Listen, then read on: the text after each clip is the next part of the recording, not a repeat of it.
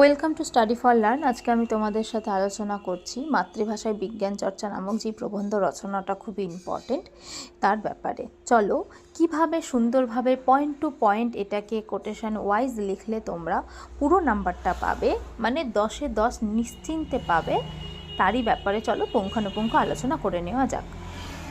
এখানে দেখো, প্রথমেই আমি এই রচনাটা স্টার্ট করেছি একটা কোটেশন দিয়ে, যেটা হচ্ছে মাতৃভাষায় বিজ্ঞান দূর করে অজ্ঞান, শিক্ষাপূর্ণ করি ভরে তোলে মনোপ্রাণ। তাহলে দেখো এই কোটেশনটা কিন্তু খুবই গুরুত্বপূর্ণ। এখানে কিন্তু তোমরা বুঝতেই পারছো যে মাতৃভাষায় বিজ্ঞান কিভাবে আমাদের মনটাকে শিক্ষিত করে ভরিয়ে তোলে। ঠিক আছে, এটাই কিন্তু এখানে বলা হয়েছে, এটা কিন্তু অবশ্যই তোমরা দেবেই। এরপরে দেখো পয়েন্ট আছে ভূমিকা। এখানে কি লেখা আছে? বিজ্ঞান আজ মানব সভ্যতার মূল ভিত্তি, কিন্তু বিজ্ঞানের প্রকৃত বিকাশ তখনই সম্ভব যখন তা মানুষের সহজবদ্ধ ভাষায় অর্থাৎ মাতৃভাষায় চর্চা করা হয়। মাতৃভাষা শুধু যোগাযোগের মাধ্যম নয়, চিন্তা ও যুক্তিরও প্রধান উপকরণ। তা তো সত্যি না? দেখো, বিজ্ঞান আজ মানব সভ্যতার মূল ভিত্তি। আজকে যে মানুষ সভ্য সেটা আমি প্রমাণ করব কীভাবে? বিজ্ঞানের সাহায্য নিয়ে, তাই না? কিন্তু যদি ভাবো যে এই বিজ্ঞানটাই আমাদের কাছে সোজাভাবে তুলে না ধরা হয়, সোজাভাবে যদি বুঝতে না পারি, তাহলে কিন্তু খুবই অসুবিধার বিষয় হয়ে যায়। কারণ হচ্ছে যে মাতৃভাষা যাই বলো, তুমি ছোটোবেলা থেকে যেই ভাষাটা শুনে আসছো সেই ভাষাটাই দেখবে তোমাদের কাছে সেই নিজের মনে হবে, কারণ এই ভাষায় আমরা শুনে কিন্তু বড় হয়েছি, তাই না? আর এটা যে শুধু যোগাযোগের মাধ্যম সেটা না, আমরা ছোট থেকে একে অপরের, ধরে নাও আশেপাশে বন্ধু পরিচিত, পাড়া প্রতিবেশী, তারপরে আত্মীয়, সবার সাথে আমরা কিন্তু এই ভাষাতেই স্বাচ্ছন্দ্যভাবে কথা বলি, তাই তো? তো যে ভাষাটা আমরা যোগাযোগের মাধ্যম হিসাবে তুলে ধরছি, শুধু এই যোগাযোগের মাধ্যম হিসাবেই কিন্তু এটাকে আটকে রাখলে হবে না। এটাকে কি করতে হবে? চিন্তা যুক্তি যেটা আমাদের রয়েছে, আমরা যে ভাষাতে আমরা চিন্তা করছি, যুক্তি করছি, সেই ভাষাটা কিসের ভাষা? আমাদের নিজের মনের ভাষা। আর এই মনের ভাষাটাই হচ্ছে কি আমাদের মাতৃভাষা। ঠিক আছে, তো এটাই এখানে বলা হয়েছে যে মাতৃভাষাটা কিন্তু আমাদের বিজ্ঞানে প্রয়োগ করাটা খুব দরকার। যদি আমরা চাই যে আমরা নিজেদেরকে উন্নত করব, আরও আমরা সেই ভালো জায়গায় নিয়ে যাব, আমাদের আরও যেই বিকাশ ঘটাবো, সেই বিকাশটা একটাইভাবে হতে পারে, সেটা হচ্ছে কি মাতৃভাষার মাধ্যমে বিজ্ঞান আলোচনা করে। আশা করি বুঝতে পেরেছো এটা। এর পরের পয়েন্ট কী আছে দেখে নাও। কী আছে দেখে নাও পয়েন্টটা, মাতৃভাষায় বিজ্ঞান চর্চা। এখানে কি বলা আছে? একটা কোটেশন আছে, দেখো, শিক্ষাই মাতৃভাষা মাতৃদুগ্ধ। এটা কে বলেছেন? রবীন্দ্রনাথ ঠাকুর। ঠিক আছে, এই কোটেশনটা তোমরা অবশ্যই দেবে। এখানে কি লেখা আছে দেখো, শিক্ষার সঙ্গে মাতৃভাষা ওতপ্রোতভাবে জড়িত, তাই যুগ যুগ ধরে শিক্ষাবিদরা বলে গেছেন মাতৃভাষা শিক্ষার অন্যতম বাহন। তাই না? যে শিক্ষার সঙ্গে মাতৃভাষা ওতপ্রোতভাবে জড়িত, এটা সবাই বুঝতে পারছি। কারণ হচ্ছে কি, শিক্ষা তখনই আমাদের প্রপারভাবে আমরা অর্জন করব যখন মাতৃভাষায় সেটাকে সহজবোধ্য করে তোলা যাবে, এটাই বলেছে। দেখো, ইউনেস্কো সিদ্ধান্ত প্রকাশ করেছে, একটা কোটেশন আছে, কি আছে দেখে নাও। The best medium for teaching is the mother tongue of the people. ঠিক আছে, মানে কি হচ্ছে যে সবথেকে ভালো মাধ্যম হচ্ছে শিক্ষার, সেটা হচ্ছে কি শিক্ষারই মাতৃভাষা।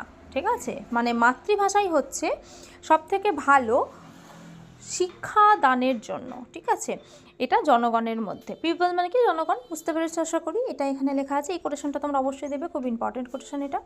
কারণ এটা হচ্ছে কি ইউনেস্কো দিয়েছে, আমি তুমি সাধারণ মানুষের কিন্তু এটা কথা নয়, এটা ইউনেস্কোর কথা হয়েছে। দেখো পরের পয়েন্ট আছে কি, স্মরণীয় বিজ্ঞানীদের মাতৃভাষায় বিজ্ঞান চর্চা। এখানে কি লেখা আছে দেখে নাও। 1 নম্বরেই দিয়েছি আমি কি, মানে এখানে আমি কি পয়েন্টে আলোচনা করছি, কতগুলো স্মরণীয় বাঙালি বিজ্ঞানীর নাম কথা মানে নাম তোমাদের সাথে আলোচনা করব, সেই নামগুলোই মাধ্যমে তারা কি করেছে সেটাও আমরা এখানে দেখব। কি আছে দেখো 1 নম্বরে, পৃথিবী বিখ্যাত বিজ্ঞানী আচার্য জগদীশচন্দ্র বসু বিজ্ঞান বিষয়ক ভাবনা চিন্তার প্রকাশ ঘটিয়েছেন তার অসামান্য গ্রন্থ অব্যক্ততে। ঠিক আছে, এখানে কি বলেছিল অব্যক্ত গ্রন্থতে?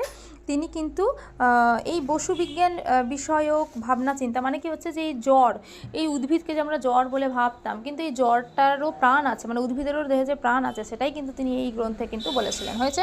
2 নম্বরে কি আছে দেখো, আচার্য প্রফুল্লচন্দ্র রায় লিখেছেন হিন্দু রসায়ন শাস্ত্রের ইতিহাস, বাঙালি মস্তিষ্ক ও তার অপব্যবহার ইত্যাদি গ্রন্থ। এগুলোও কিন্তু বিজ্ঞান বিষয়কই গ্রন্থ, যেটা লিখেছিলেন কি আচার্য প্রফুল্লচন্দ্র রায়।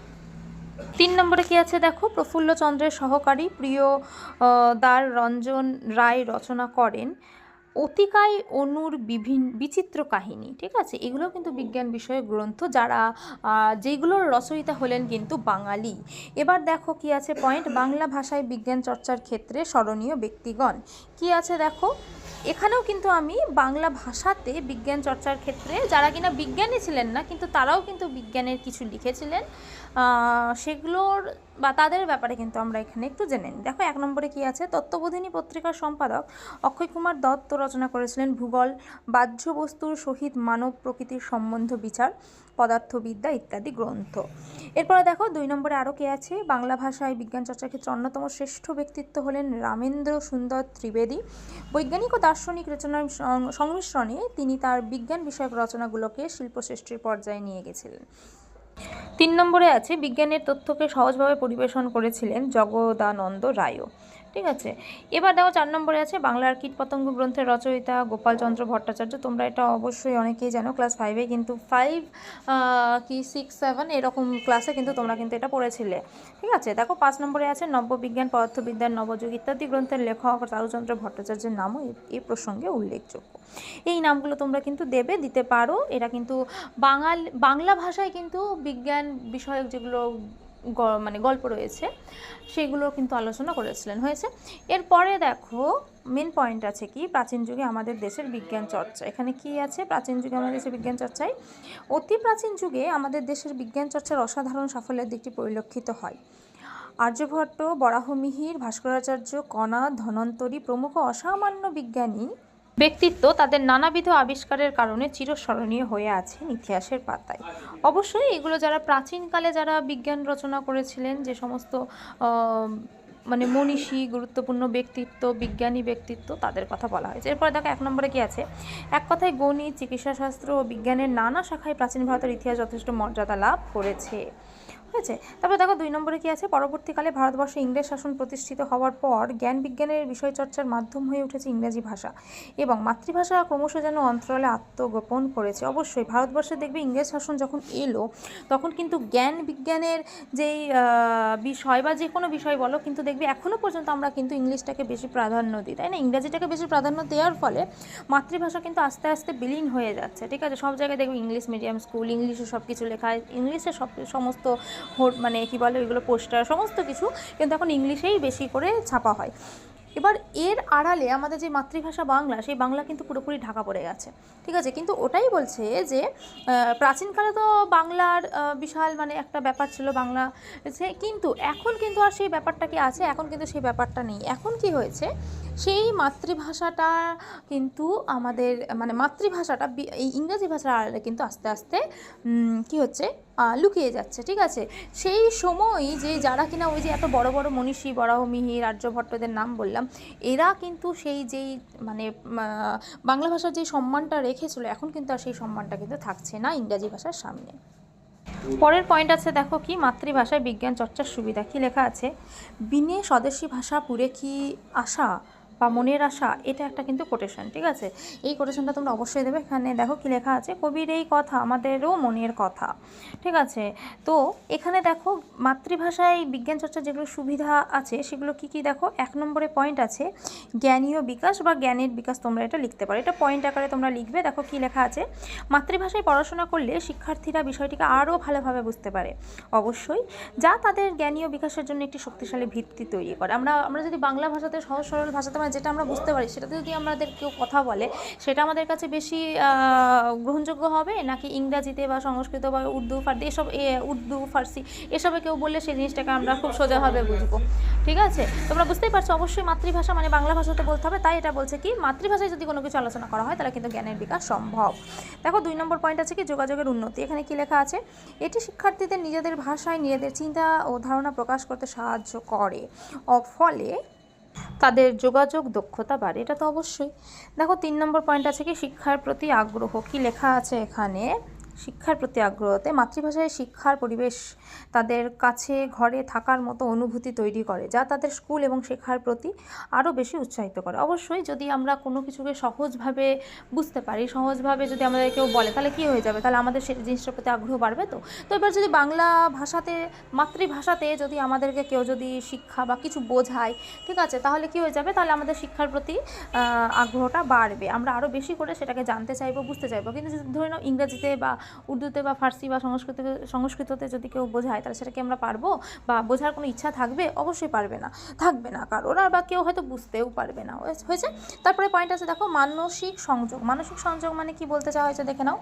মাতৃভাষা শিক্ষার ক্ষেত্রে শিশু এবং তার শেখার পরিবেশের মধ্যে একটি মানসিক সংযোগ স্থাপন করে। অবশ্যই মাতৃভাষায় যদি আমি কোনো কিছু শিক্ষা প্রদান করি, তাহলে দেখবে শিশু এবং তার শেখার পরিবেশ মানে কি হচ্ছে, তাকে যেটা মানে পরিবেশ, প্রকৃতি, সমস্ত কিছুর মধ্যে একটা মানসিক সংযোগ স্থাপন করবে।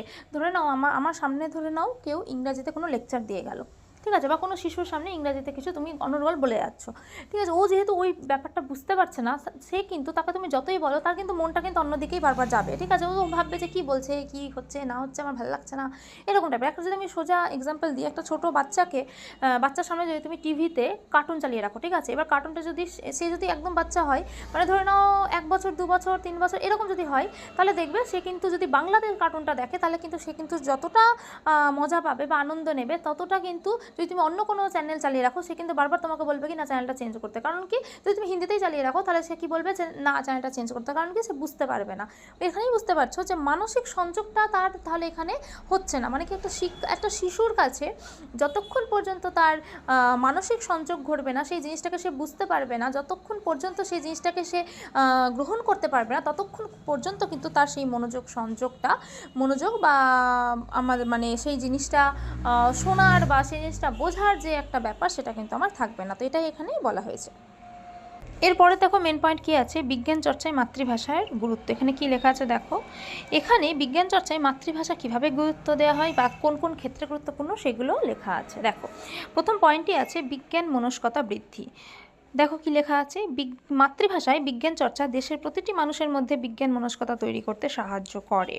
ঠিক আছে, তার মানে কি হচ্ছে, মাতৃভাষায় যদি আমি বিজ্ঞান চর্চা করি, তাহলে দেশের প্রতিটি মানুষের মধ্যে বিজ্ঞানের মানসিকতা তৈরি হবে। কারণ কি, সে সেই জিনিসগুলোকে ভালো করে শুনবে। আমি যদি তোমাকে ধরে নাও কোনো কিছু বোঝাচ্ছি, সেটা যদি আমি বাংলাতে বোঝাই, ধরে নাও কোনো বিজ্ঞানেরই বিষয়, ঠিক আছে, দেখবে তোমরা যারা বিজ্ঞান বই এখন পড়ছো, সেই বিজ্ঞান বইটাকে ধরে নাও তুমি ভাবো যে আমাকে হঠাৎ করে ইংরাজিতে পড়তে হচ্ছে, তখন কেমন লাগবে, এই জিনিসটা ফিল করো তোমরা। তাহলে কি তোমার সেই বিজ্ঞানটাকে সোজাভাবে গ্রহণ করার ইচ্ছা তো প্রথমেই শেষ হয়ে যাবে, তখনই তোমার মনে হবে কি বিজ্ঞানটা কঠিন।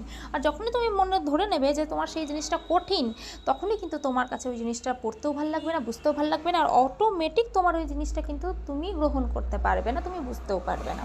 বোঝা যাচ্ছে তো? প্রথমেই কিন্তু বিজ্ঞান মনস্কতা বৃদ্ধি করতে হবে। বিজ্ঞান মনস্কতা বৃদ্ধি মানে কি হচ্ছে, বিজ্ঞান শোনার মানসিকতা, বিজ্ঞানকে বোঝার মানসিকতা বৃদ্ধি করতে হবে, বাড়াতে হবে। কারণটা হচ্ছে কি, বিজ্ঞান ছাড়া কিন্তু আমরা পঙ্গু, ঠিক আছে, বিজ্ঞান ছাড়া কিন্তু আমরা অচল। আমরা প্রত্যেক সময়, প্রত্যেক মিনিটে বলো, ঘুম থেকে ওঠা থেকে রাতে ঘুমোতে যাওয়া পর্যন্ত আমরা কিন্তু আপাত মস্তক আমরা কিন্তু এই বিজ্ঞানের ওপরই ডিপেন্ডেন্ট, তাই না? তো তার জন্য আমাদের বিজ্ঞান মনস্কতা বৃদ্ধির একটা ব্যাপার ঘটাতে হবে মাতৃভাষার মাধ্যমে। ঠিক আছে, 2 নম্বর পয়েন্ট আছে উচ্চতর গবেষণার সুযোগ। কী লেখা আছে, মাতৃভাষায় উচ্চমানের গবেষণা ও বিজ্ঞান চর্চা সম্ভব হলে তা ভবিষ্যতে আরও অগ্রগতিতে সাহায্য করবে। বুঝতেই পারছো পয়েন্টটা এখানে কী বলতে চাই আছে, প্রথম পয়েন্টের সাথে সবটি ইন্টাররিলেটেড আছে। তারপরে দেখো কী আছে 3 নম্বর পয়েন্ট, গবেষণা প্রকাশনা। কী লেখা আছে, মাতৃভাষায় বিজ্ঞান গবেষণা, বিজ্ঞান চিন্তা, বিজ্ঞান গবেষণা এবং বিজ্ঞান সাহিত্য ইত্যাদি ক্ষেত্রে কাজ করা যেতে পারে, যা বিজ্ঞান চর্চার পরিধি বিস্তৃত করে। আশা করি এটা বুঝতে পেরেছো। এরপরে দেখো মেন পয়েন্ট আছে মাতৃভাষায় বিজ্ঞান চর্চার সীমাবদ্ধতা। এখানে কি লেখা আছে দেখো, এই পয়েন্টটাও খুব গুরুত্বপূর্ণ। দেখো কি আছে, 1 নম্বরে এই পয়েন্ট আছে পরিভাষার অভাব। কি আছে দেখে নাও ভেতরে, মাতৃভাষায় বিজ্ঞান চর্চার ক্ষেত্রে সবচেয়ে বড় সীমাবদ্ধতা হলো উপযুক্ত ও সার্বজনীন স্বীকৃত পরিভাষার অভাব। অনেক বৈজ্ঞানিক ধারণা ও শব্দ ইংরেজিতে যতটা সহজলভ্য, মাতৃভাষায় তার সঠিক প্রতিশব্দ খুঁজে পাওয়া কঠিন। অবশ্যই দেখবে এখনও পর্যন্ত ইংরাজিতে কি সাবলীলভাবে যারা লিখে গেছে, যেসব ইংরেজ কি বলে ওই লেখকগণ, বিজ্ঞানীগণ যারা লিখে গেছে, তারা কিন্তু খুব সাবলীল ভাষাতে ইংরেজিতে লিখে গেছে, কিন্তু সেইটাকে আবার যে আমরা বাংলাতে আনবো, অনেক ভাষায় কিন্তু উপযুক্ত হয় না। ঠিক আছে, তো তোমরা এই জিনিসটা 9-এ মানে পড়েছো যে এখানে কি হচ্ছে, বাংলা ভাষাতে বাংলা ভাষাতে বিজ্ঞানটা কিন্তু আমরা সহজভাবে যতটা দেখি, কিন্তু ইংরাজি ভাষাতে যদি আমরা আলোচনা করি সেটা কিন্তু খুবই কঠিন হয়ে যায়। এবার কঠিন হওয়ার কারণই হচ্ছে যে বাংলা ভাষাটা হচ্ছে আমাদের মাতৃভাষা, ইংরাজি ভাষাটা হচ্ছে আমাদের নিজের না, মানে শিক্ষণীয় ভাষা বা শিখে ওটা আমরা অর্জন করেছি, ওটা কিন্তু আমাদের একেবারে মানে কি বলবো, জন্ম অর্জিত ভাষা হচ্ছে না। তো এবার কি হচ্ছে, জন্ম অর্জিত ভাষা না হওয়ার কারণে ওখানে অনেক মানে শব্দ থাকে, ওয়ার্ড থাকে, যে ওয়ার্ডগুলোর কিন্তু আমরা ঠিকঠাকভাবে বাংলাতে প্রতিশব্দ খুঁজে পাই না। তো এটাই হয়ে যায় মানে প্রবলেম। তারপরে দেখো 2 নম্বরে আছে উচ্চশিক্ষার সুযোগের অভাব। কি লেখা আছে এখানে, এটা পয়েন্ট, এখানে কি লিখবে, উচ্চশিক্ষা এবং গবেষণার বেশিরভাগ ক্ষেত্রে আন্তর্জাতিক ভাষা যেমন ইংরেজি ব্যবহার করা হয়, তাই মাতৃভাষায় বিজ্ঞান চর্চা করলে উচ্চশিক্ষা ও গবেষণার সুযোগ সীমিত হয়ে যেতে পারে। অবশ্যই মাতৃভাষাতে যদি আমরা ইংরাজি মানে মাতৃভাষাতে যদি আমরা বিজ্ঞানটা আলোচনা করি, তাহলে দেখবে 9 টু মানে 5 টু বা তোমরা আরও নিচ থেকে ধরো, নিচ থেকে তো ক্লাস 10 পর্যন্তই কিন্তু তোমরা সেই বাংলা ভাষাতে বইগুলো পাবে। কিন্তু তার যথেষ্ট মানে যদি তুমি পাঠ্য করতে চাও, তাও যদি তুমি ঠিকঠাকভাবে পড়তে চাও, তার জন্য কিন্তু তোমাকে ইংরাজি বই কিনতে হবে। এরপর তুমি ক্লাস 11-12-এ উঠবে, হঠাৎ করে তুমি দেখবে কি ইংরাজিতে তুমি বাংলা পড়ছো, তখন মানে ইংরাজিতে তুমি বিজ্ঞান পড়ছো, সরি। তো এইটাতে কি হয়ে যাবে, আমরা কিন্তু অনেক অসুবিধাতে পড়ে যাই। তো হচ্ছে কি উচ্চশিক্ষা করতে গেলে উচ্চশিক্ষাতেও কিন্তু আমরা যদি বিজ্ঞান নিয়ে পড়তে চাই তাহলেও কিন্তু ইংরাজি থাকে, যেটা হওয়া উচিত না। তাহলে উচ্চশিক্ষাতে যে আমাদেরকে কিন্তু সুযোগটা করে দিতে হবে মাতৃভাষার, বা উচ্চশিক্ষাতে আমাদের কিন্তু মাতৃভাষা আনতে হবে, তাহলেই কিন্তু এই যে প্রবলেমটা আছে সেটা থেকে আমরা বেরোতে পারবো। তারপরে দেখো 3 নম্বরে আছে আন্তর্জাতিক যোগাযোগের বাধা। কি লেখা আছে, বৈজ্ঞানিক গবেষণা একটা আন্তর্জাতিক প্রক্রিয়া। মাতৃভাষায় বিজ্ঞান চর্চা করলে আন্তর্জাতিক জার্নাল, সেমিনার বা বিজ্ঞানীদের যোগাযোগ স্থাপন করা কঠিন হয়ে পড়ে। তারপরে দেখো 4 নম্বর পয়েন্ট আছে তথ্য উপকরণের অভাব। কি লেখা আছে, বিজ্ঞান বিষয়ক অনেক আধুনিক বই, জার্নাল, গবেষণাপত্র এবং অনলাইন রিসোর্স মূলত ইংরেজিতে প্রকাশিত হয়। মাতৃভাষায় এগুলোর অনুবাদ বা সমতুল্য উপকরণের সংখ্যা অনেক কম। বুঝতেই পারছো, এইগুলো কিন্তু একটা খুব ভাইটাল প্রবলেম। যদি আমি ঠিকঠাকভাবে তথ্য আর উপকরণ না পাই, তাহলে আমি যে জিনিসটা জানছি সেই জিনিসটার প্রতি কিন্তু আমাদের অনীহা চলে আসবে, আর অনীহা আসা মানেই কিন্তু সেই জিনিসটাকে আমরা আর গ্রহণ করতে চাইবো না। ঠিক আছে, তারপরে দেখো 5 নম্বর পয়েন্ট আছে শিক্ষকদের প্রশিক্ষণের অভাব। এর মানে হচ্ছে যে শিক্ষকরাও মানে অনেক শিক্ষক থাকে যে তারা কিন্তু প্রশিক্ষিত থাকে না। হয়েছে, দেখো কি লেখা আছে ভেতরে, অনেক ক্ষেত্রে মাতৃভাষায় বিজ্ঞান পড়ানোর জন্য প্রশিক্ষিত শিক্ষকের অভাব দেখা যায়, কারণ তাদের নিজস্ব শিক্ষা জীবনও বিদেশি ভাষায় সম্পন্ন হয়েছে।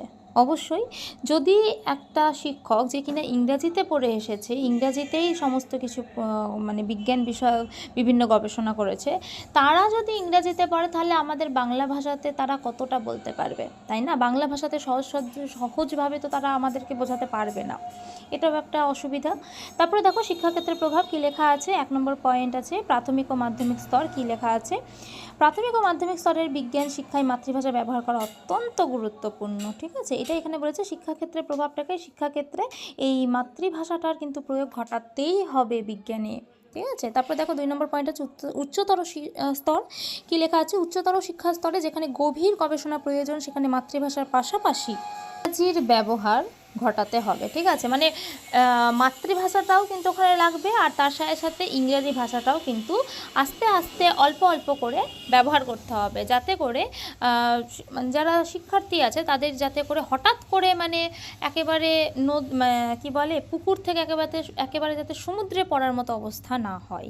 আস্তে আস্তে সমস্ত লেভেল যাতে তারা আস্তে আস্তে ধাপে ধাপে যাতে তারা বিজ্ঞানের দিকে এগোই। ঠিক আছে, আর এই এগোবেটা তখনই যখন কিনা একেবারে বাংলা থেকে হঠাৎ করে ইংরাজিতে তারা না পৌঁছায়। ঠিক আছে, আস্তে আস্তে আস্তে আস্তে যাতে তারা ইংরাজিটাকে সাবলীলভাবে করে নিয়ে এগোয়। ঠিক আছে, লাস্ট পয়েন্ট আছে উপসংহার। এখানে কি লেখা আছে দেখো, মাতৃভাষায় বিজ্ঞান বিষয়ক পর্যাপ্ত সংখ্যক বই ও লেখার অভাব পূরণ করা, যা বিজ্ঞান মনস্ক পাঠক বৃদ্ধি করবে। এতে বিজ্ঞানী সংখ্যাও বাড়বে এবং বিজ্ঞান শিক্ষায় শিক্ষিত মানুষের সংখ্যা বৃদ্ধি করে বৃহত্তর সমাজকে মঙ্গলজনকভাবে প্রভাবিত করবে। তাহলে এটাই বলা হচ্ছে যে মাতৃভাষায় বিজ্ঞান যদি চর্চা করা হয় তাহলে এর জন্য কী কী করা উচিত, আর কিভাবে এটা যদি করা হয় তাহলে কিভাবে এটার প্রবলেমটা সলভ হবে, এটাও এখানে লেখা আছে। লাস্ট কোটেশন আছে, দেখে নাও, science without conscience is the death of the soul. এটার মানে হচ্ছে বিবেকহীন জ্ঞান হলো আত্মার মৃত্যু, আর জ্ঞান মানেই কিন্তু এখানে বিজ্ঞানের কথা বলা হচ্ছে। আশা করি তোমরা এটা বুঝতে পেরেছো। এই কোয়েশ্চেনটা অবশ্যই দেবে। যদি এরকমভাবে লেখো তাহলে টু দ্য পয়েন্ট সুন্দরভাবে গুছিয়ে গুছিয়ে লেখা থাকবে। আশা করি তোমরা আজকের এই রচনাটা বুঝতে পেরেছো। যদি রচনাটা বুঝতে পেরে থাকো তাহলে তোমরা তোমার ফ্রেন্ডসদের সাথে শেয়ার করে দিও। আর যদি ভিডিওটা ভালো লাগে do like share subscribe this channel. চলো দেখা হচ্ছে আবার পরবর্তী ভিডিওতে। Thank you.